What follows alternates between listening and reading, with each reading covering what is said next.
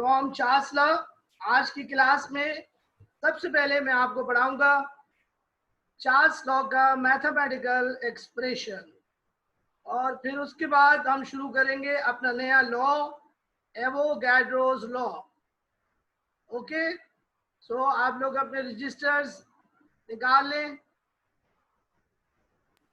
और बोर्ड के ऊपर तवज्जो कीजिए।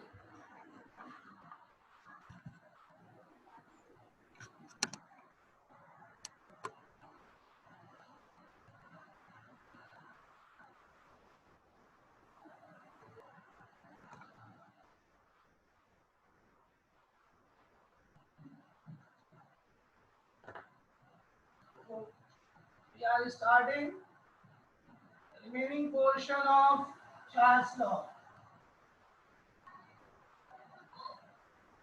चार्ल्स लॉ का हमारा जो पोर्शन रह गया था उसका नाम है मैथमेटिकल एक्सप्रेशन।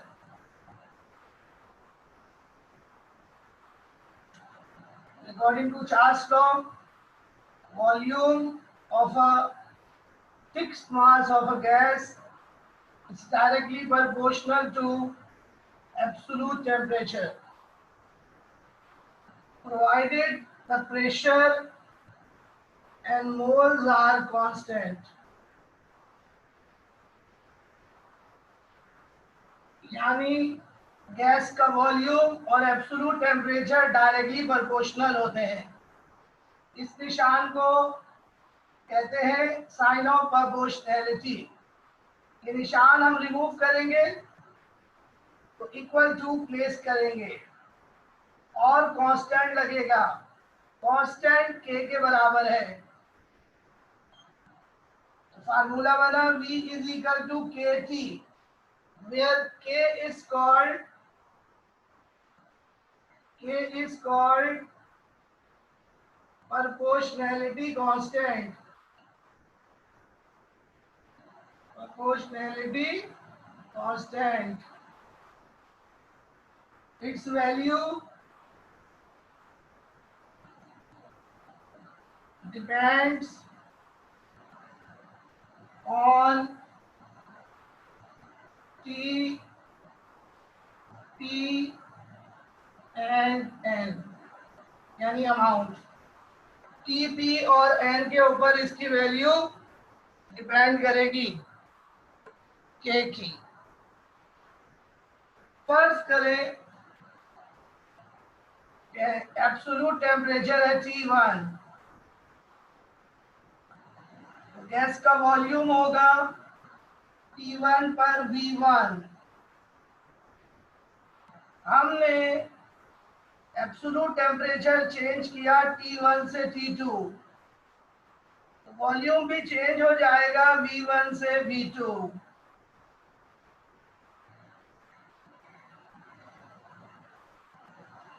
बात समझ रहे? इसी तरीके से यहाँ पर हम T को नीचे लेके जाएंगे तो हमारे पास रेशो बनेगी V upon T is equal to constant. तो V अपॉन T की रेशो हमेशा कांस्टेंट होगी। और फिर हम फर्ज करें कि हमने टेम्परेचर T1 से T2 किया तो वॉल्यूम V1 से V2 हो जाएगा, लेकिन V अपॉन T की रेशो कांस्टेंट रहेगी। तो फिर हम इनिशियल और फाइनल स्टेट के लिए कंपेयर करेंगे, लेकिन आप पहले यहां तक कॉपी करें, फिर हम आगे आपको पढ़ाते हैं। जगह खत्म हो गई है, जल्दी से इसे कॉपी कीजिए।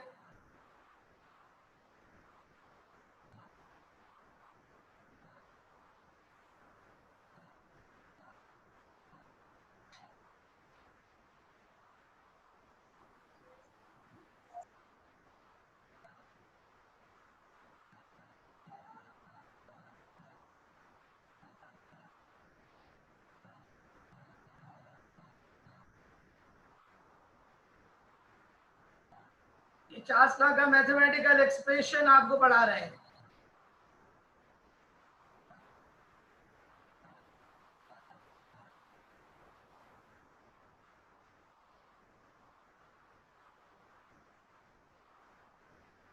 Okay, copy. कॉपी हो गया?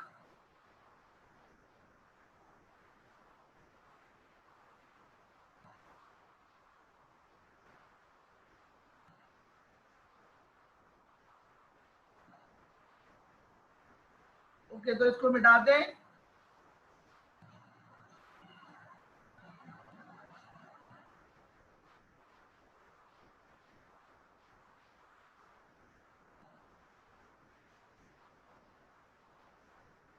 अब हमने कंपेयर करना है इनिशियल और फाइनल स्टेट के लिए, और initial and final states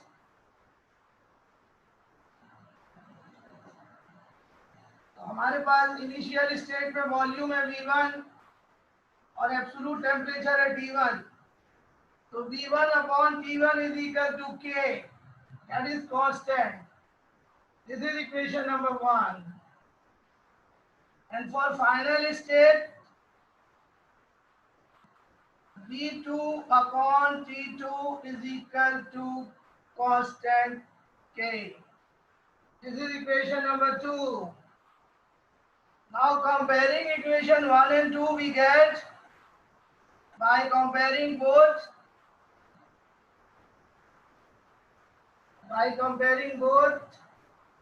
equation 1 and 2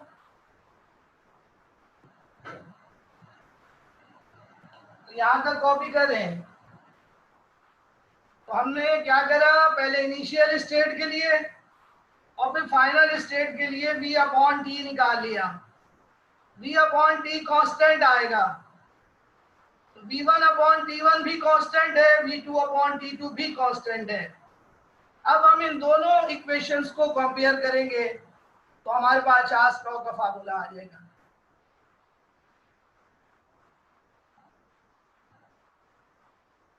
जल्दी से कॉपी कीजिए।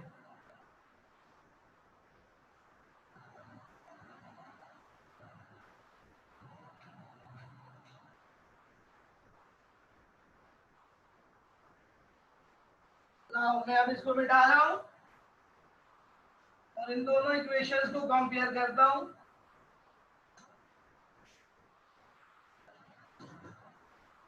तो हमारे पास फार्मूला बनेगा V1 upon T1 equals to V2 upon T2 equals to constant, and this is the mathematical formula for Charles law used in numerical.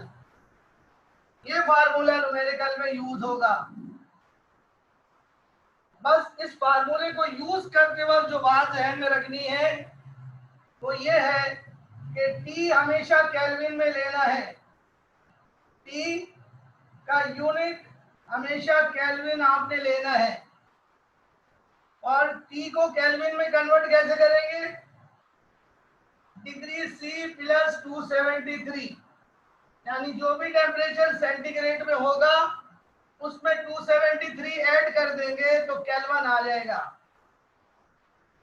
तो हमेशा हमें kelvin temperature रखना है, चार्ल्स लॉ में भी और इस पूरे चैप्टर के तमाम न्यूमेरिकल्स में। टेम्परेचर मस्ट बी केल्विन और absolute temperature.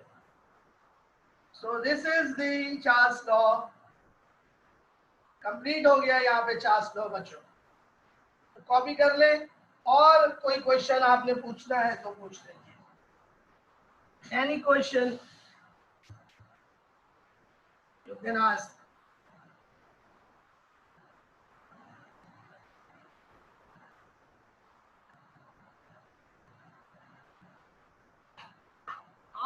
R means gas constant बेटा।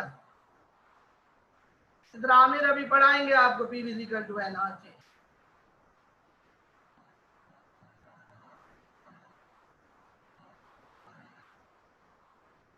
जल्दी से कॉपी कर लीजिए और हम नया लॉ शुरू करेंगे अपना।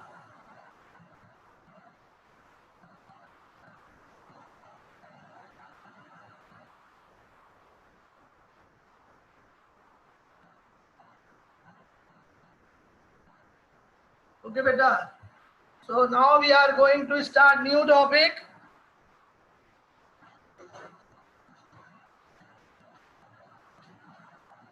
And this is chapter number 2, section number 1, topic number 1, 2, 3, 4, 5. And the name of the topic is Avogadro's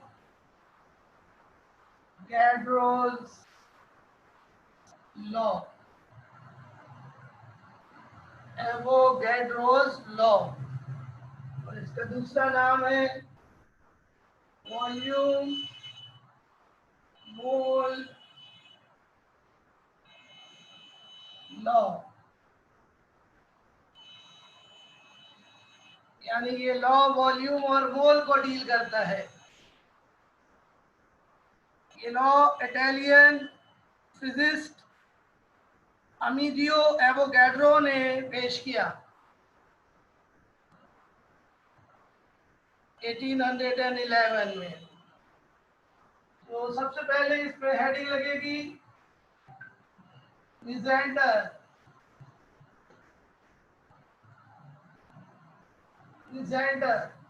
presenter कौन है? अमीडियो एवोगैड्रो in 1811। शुरू में ये लॉ नहीं था, बल्कि शुरू में वॉल्यूम मोल रिलेशन को एवोगैड्रोस हाइपोथेसिस कहा गया।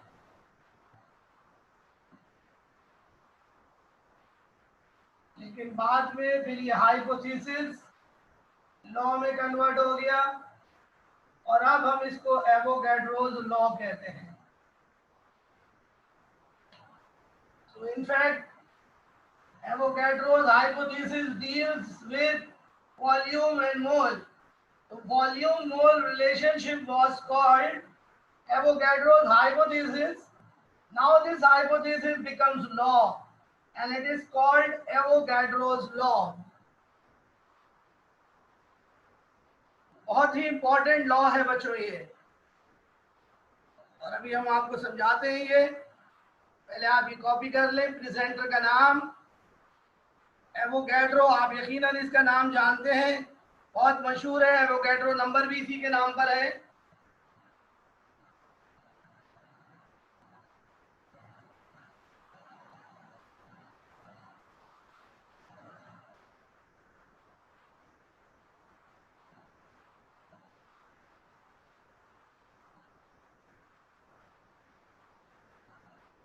तो मैं इसको बिठा रहा हूं और अब साइड हेडिंग लगेगी डीलिंग वेरिएबल्स।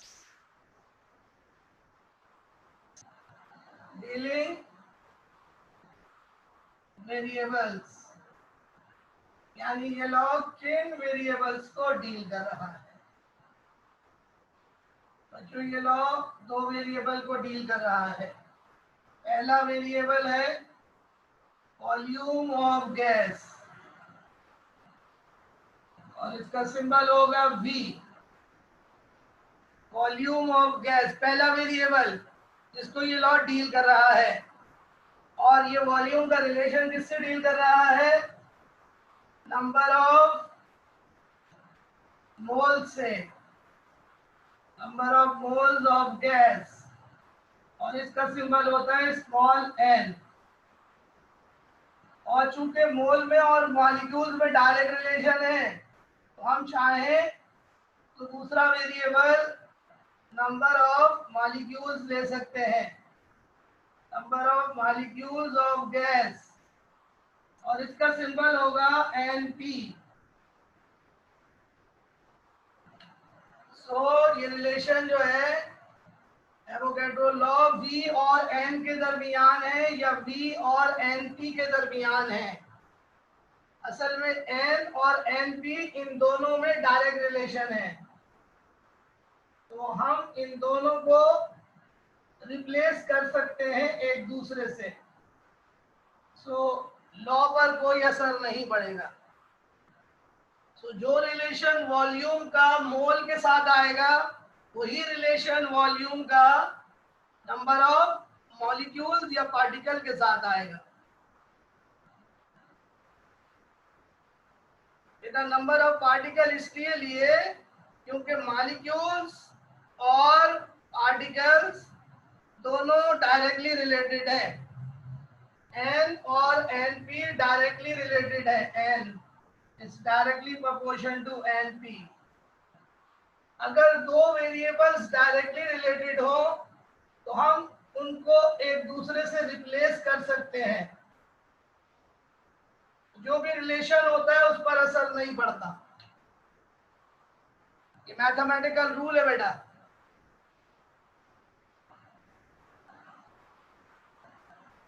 तो जल्दी से इसे कॉपी करो।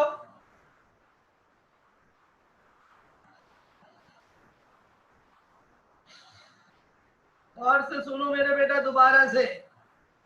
Avogadro law deals with volume of gas and number of moles और number of molecules। Number of moles भी ले सकते हैं, नंबर ऑफ मॉलिक्यूल्स भी ले सकते हैं, क्योंकि दोनों डायरेक्टली रिलेटेड हैं।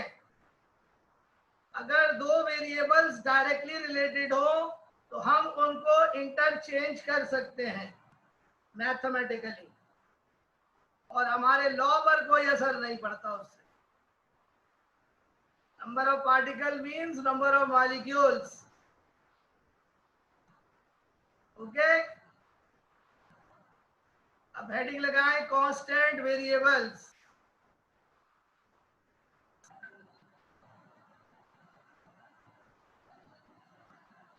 Constant variables.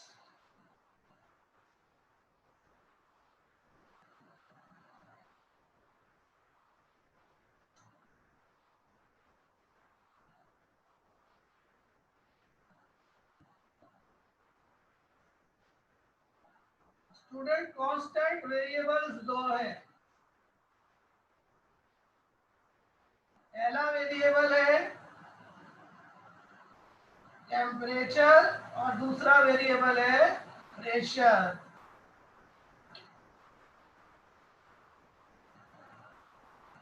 तो प्रेशर भी कांस्टेंट रखना है और टेम्परेचर भी, तब एवोगैड्रो लॉ अप्लाई कर सकते हैं।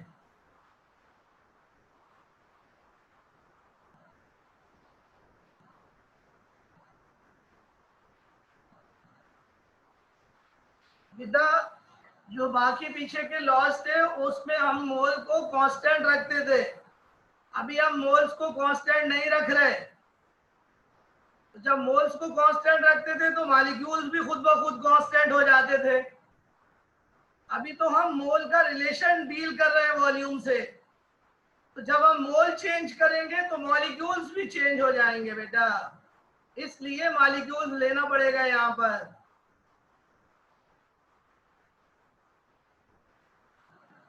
Good question Mariyam, Maria, good question.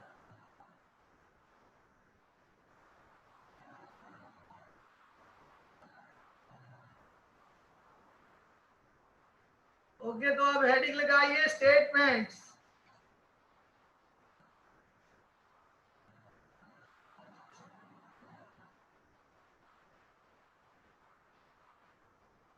Statement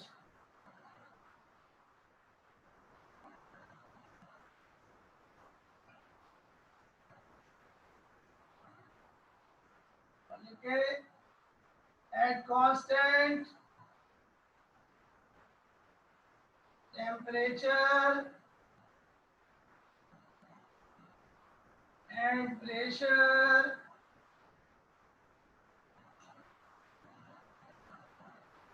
at constant temperature and pressure equal volumes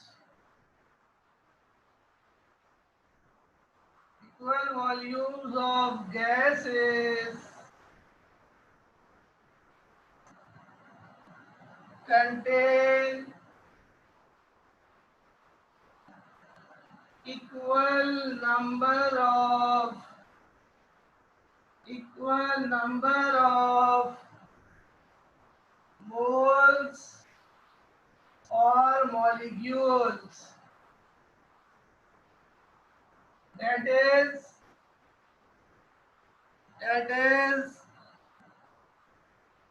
the volume of a gas,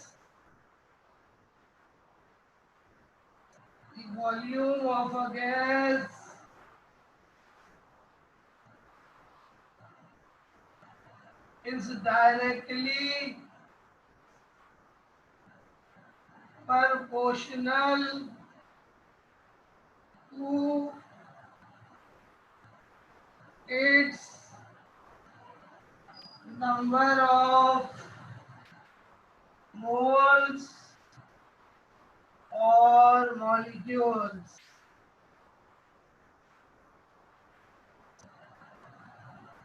At constant temperature and pressure.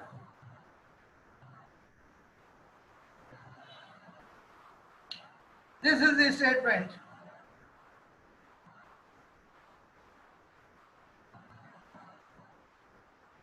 जल्दी से आप इसे कॉपी करें, फिर मैं इसको समझाता हूँ।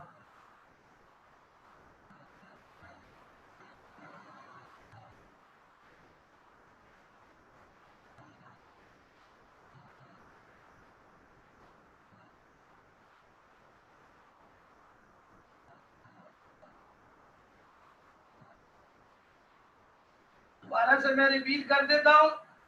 At constant temperature and pressure, equal volumes of gases contain equal number of moles or molecules.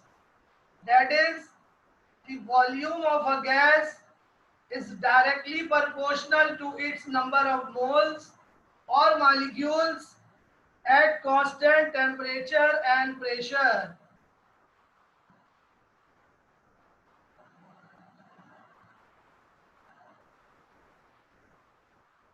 इस लॉ की कुछ कंडीशन है स्टूडेंट्स। इस लॉ की ये कंडीशन है कि दो गैसेस अगर हम लेंगे तो उनका वॉल्यूम सेम होना चाहिए। अगर दो गैसों का वॉल्यूम सेम होगा तो उनके मोल्स या मॉलिक्यूल्स भी सेम होंगे।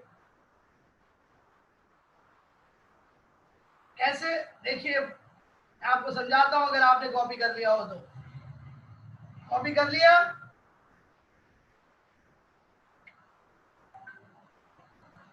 जी बेटा, कॉपी हो गया? ओके जी, तो मिटाता हूं और समझाऊंगा मैं आपको।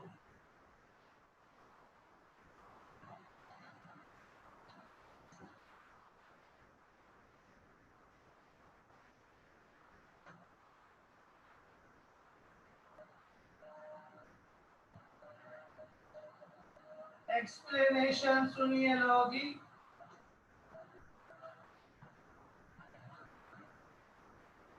फर्ज करें हमारे पास टू गैसेस हैं। एक है हमारे पास गैस ए, दूसरी है हमारे पास गैस बी। गैस ए का वॉल्यूम है वी ए और गैस बी का वॉल्यूम है वी बी। गैस ए के मोल्स हैं एन ए और गैस बी के मोल्स हैं एन बी। अब ये क्या कहता है लॉ? लॉ ये कह रहा है, अगर हमारे पास दो गैसेस हैं और उनका वॉल्यूम सेम हो, यानी V A equals to V B हो, देन अगर दो गैसों का वॉल्यूम सेम होगा तो उनके मोल्स भी सेम होंगे, यानी Na इक्वल्स टू Nb। यानी दो गैसों का अगर वॉल्यूम सेम है, सेम टेम्परेचर और प्रेशर पर, तो उन दोनों गैसों के मोल भी सेम होंगे। इसका मतलब है वॉल्यूम में और मोल में डायरेक्ट रिलेशन आ गया। अब अगर मोल सेम है तो पार्टिकल्स भी सेम होंगे। फर्ज करें पार्टिकल्स हैं NPA और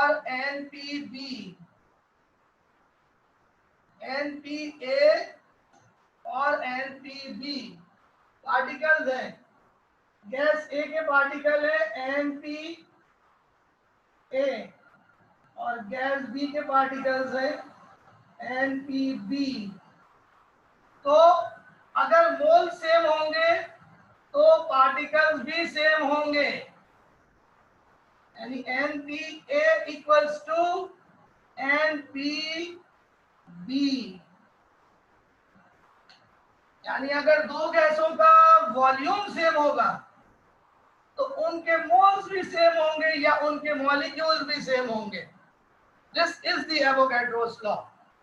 अब अगर दो गैसों का वॉल्यूम सेम है और उनके मोल सेम है तो इसका वाज़ेह मतलब ये है कि गैस के मोल्स में और वॉल्यूम में डायरेक्ट रिलेशन है, यानी V is directly proportion to N।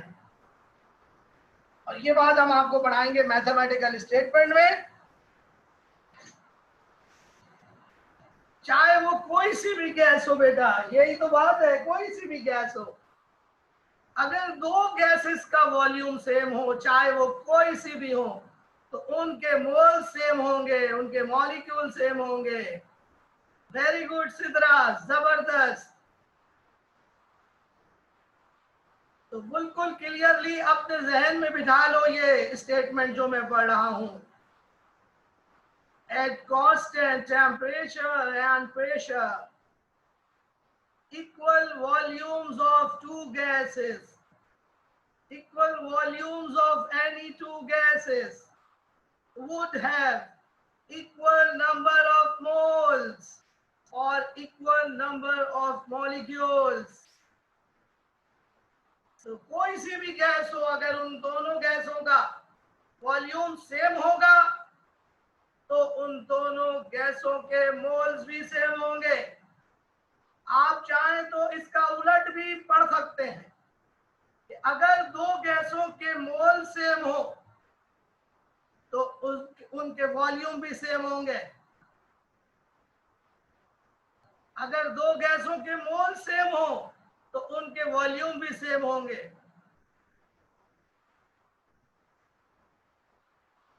उलट भी हम इस लॉ को रीड कर सकते हैं। वॉल्यूम सेम कर लो, मोल सेम हो जाएंगे। मोल सेम कर लो, गैसेस के वॉल्यूम सेम हो जाएंगे। दैट इज एवोगैड्रोस लॉ, जिसका भी मैथमेटिकल स्टेटमेंट आपको दिखाते हैं। कॉपी हो गया? चलिए तो फिर हेडिंग लगाएं, mathematical form for a single gas. Mathematical form for a single gas.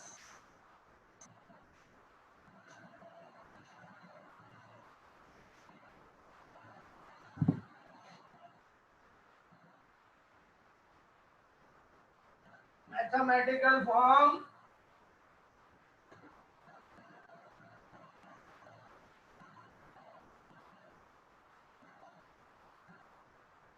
For a single gas.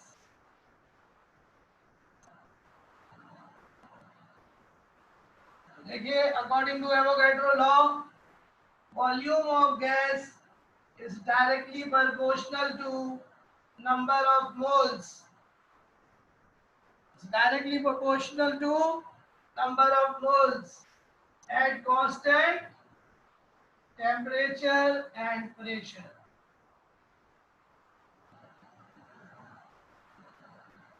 Now removing this sign, this sign is called proportionality sign. We have to remove this proportionality sign. And when we remove this proportionality sign, we place equal to and constant. Here constant equal to K.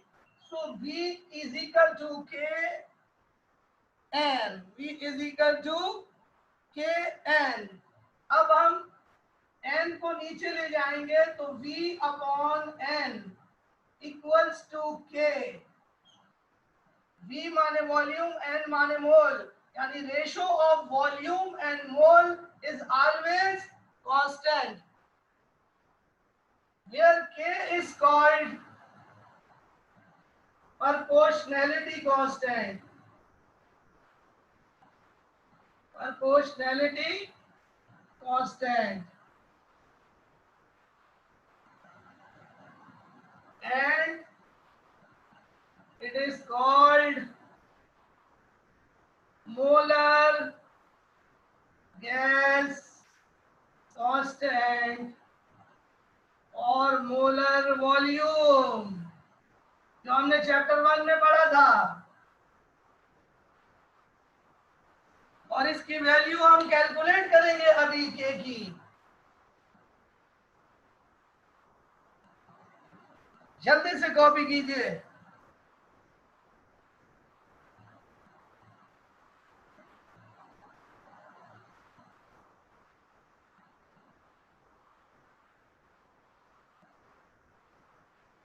Okay जी, तो देखें जी, अब मैं के की value calculate करूंगा किस तरह, गौर से देखें।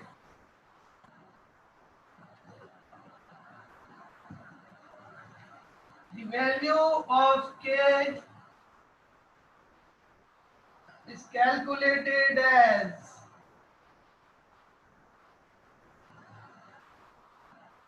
and we know PV is equal to nRT। ये इक्वेशन अभी हम ड्राइव करेंगे आगे चलकर।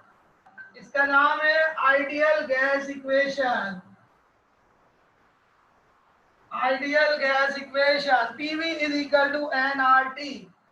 यहां से मैं n को नीचे ले जाऊंगा b के, और p को यहां नीचे ले जाऊंगा। तो देखिए ये हमारे पास क्या बना, v upon n equals to RT upon p। But v upon n equals to k, but k किसके इक्वल है, v अपॉन n के। तो मैं k को v अपॉन n के बराबर है और v upon n RT upon p के बराबर है।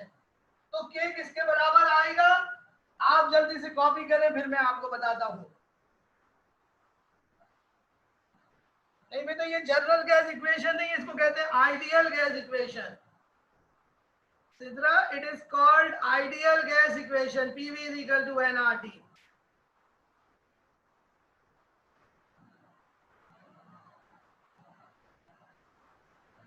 जल्दी से कॉपी करो बेटा, जल्दी से। K is RT upon P, yes, K is RT upon P।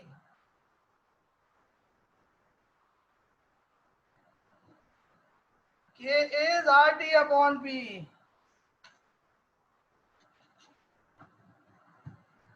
तो देखो जल्दी से मैं निपटा रहा हूं मैं। ओके,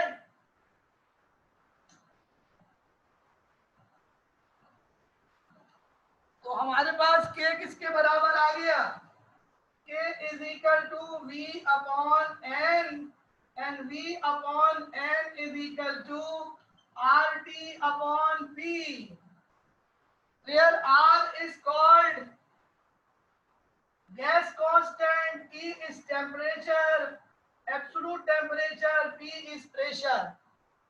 K की वैल्यू हम STP पर कैलकुलेट करते हैं। तो आइए K की वैल्यू निकालते हैं। K is equal to, R की वैल्यू है 0.0821 और R का यूनिट होता है ATM DM cube mole inverse kelvin inverse, और T की वैल्यू है 273 केल्विन, डिवाइडेड बाय P की वैल्यू है, STP पर निकालना है। तो स्टैंडर्ड टेम्परेचर 273 है, स्टैंडर्ड प्रेशर 1 है, 1 ATM। और अब जो यूनिट कैंसिल हो रहे हैं वो मैं कैंसिल कर रहा हूं। जल्दी से देखिए भाई, R की वैल्यू कांस्टेंट आएगी, देखें ATM से ATM कैंसिल हो गया, ओके, केल्विन से केल्विन कैंसिल हो गया। तो यूनिट क्या बचा, यूनिट बचा DM cube mole inverse, DM cube mole inverse. जरा कैलकुलेशन करके वैल्यू निकाले क्या आ रही है। ओ 22.4, 22.41 आ रही है and it is called molar volume. Molar volume, तो यहां से मोलर वॉल्यूम आया जनाब। देखा आपने, ये हमने पहले चैप्टर में निकाला था और अब ये हमने बकायदा कैलकुलेट कर लिया। तो ये था जनाब वाला एवोगैड्रोस लॉ का mathematical expression for a single gas. अब आप हेडिंग लगाएंगे mathematical form for two gases. ये हम कल करेंगे, ये हेडिंग लगा के रख लें।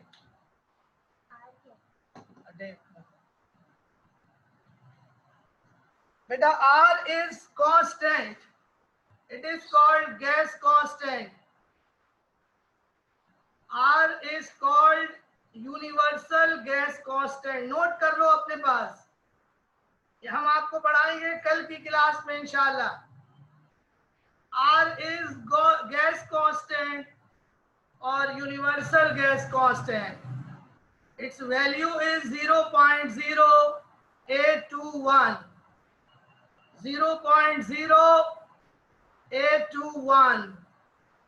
R की बहुत सारी वैल्यूज है, ये उनमें से एक वैल्यू आपको बताई गई है। तो आप लोग हेडिंग लगाएं जल्दी से, mathematical form for two gases.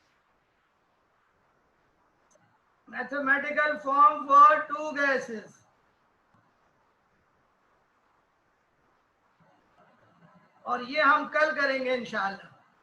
अब आपको कोई क्वेश्चन पूछना है तो आप पूछ सकते हैं।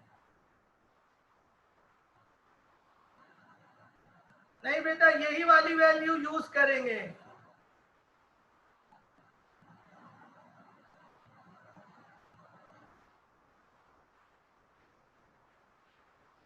ये वाली यूज करेंगे। अगर मीटर क्यूब वाली यूज करेंगे तो मीटर क्यूब में वॉल्यूम आके आएगा, फिर तो फिर के की वैल्यू चेंज हो जाएगी अगर दूसरी यूज करेंगे तो।